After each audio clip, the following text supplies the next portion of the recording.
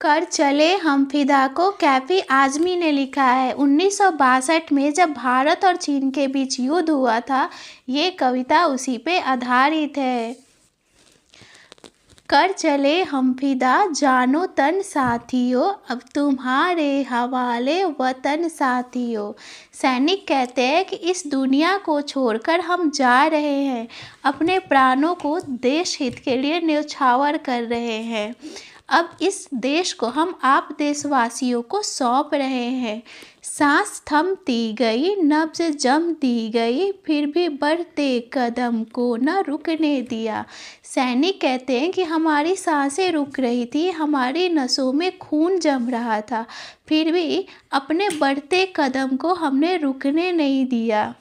Cut गए sir हमारे तो कुछ गम नहीं, सर हिमालय का हमने न झुकने दिया।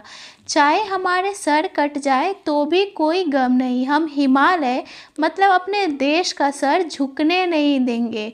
मरते मरते रहा बाकपन साथियों, अब तुम्हारे हवाले वतन साथियों। हम मरते दम तक वीरता के साथ दुश्मनों का मुकाबला करते रहेंगे। अब इस देश की रक्षा का भार आप देशवासियों का है। जिंदा रहने के मौसम बहुत है मगर जान देने की रुत रोज आती नहीं। सैनिक कहते हैं कि जिंदा रहने के लिए बहुत सारे बहाने मिल जाएंगे, लेकिन जान देने का अवसर रोज नहीं मिलता।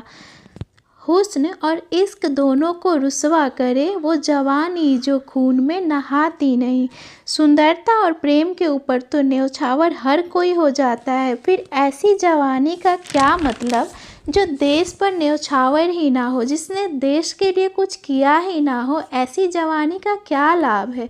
आज धरती बनी है दुल्हन साथियों, अब तुम्हारे हवाले वतन साथियों।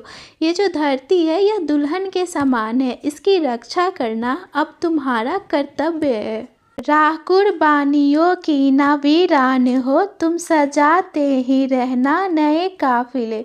सैनिक कहते हैं कि हमारे बाद देश के लिए कुर्बानी मतलब बलिदान देने का सिलसिला रुकना नहीं चाहिए। हमारे बाद भी कुर्बानी देने वालों का काफिला लगा रहना चाहिए। फतह का जश्न इस जश्न के बाद है, जिंदगी मौत से मिल रही है गले। सैनिक कहते हैं कि कुर्बानियों के बाद ही जीत का जश्न मनाना, अर्थात देश के ऊपर कुर्बान होकर मतलब अपने देश को बचाकर जश्न मनाना। हमारी ज़िंदगी अब मौत से गले मिलने जा रही है। बांध लो अपने सर से कफन साथियों, अब तुम्हारे हवाले वतन साथियों। अब आप अपने सर पर मौत का कफन बांध लो, क्योंकि अब ये जो देश है आप लोगों के हवाले है। खींच दो अपने खून से जमी पर लकीर, इस तरफ आने पाए न रावण कोई। तोड़ दो हाथ अगर हाथ उठने लगे, छू ना पाए सीता का दामन कोई। राम भी तुम ही लक्ष्मण साथियों, अब तुम्हारे हवाले वतन साथियों। सैनिक कहते हैं कि अपने खून से लक्ष्मण रेखा के समान एक रेखा खींच लो और यह तय कर लो कि उस रेखा को पार करके कोई रावण रूपी दुश्मन इस पार ना आ पाए।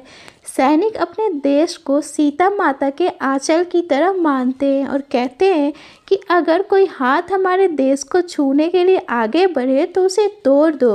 अपने वतन की रक्षा के लिए तुम ही राम हो और तुम ही लक्ष्मण हो। अब तुम्हारे हवाले वतन साथियों, अर्थात इस देश की रक्षा का दायित्व तुम पर है।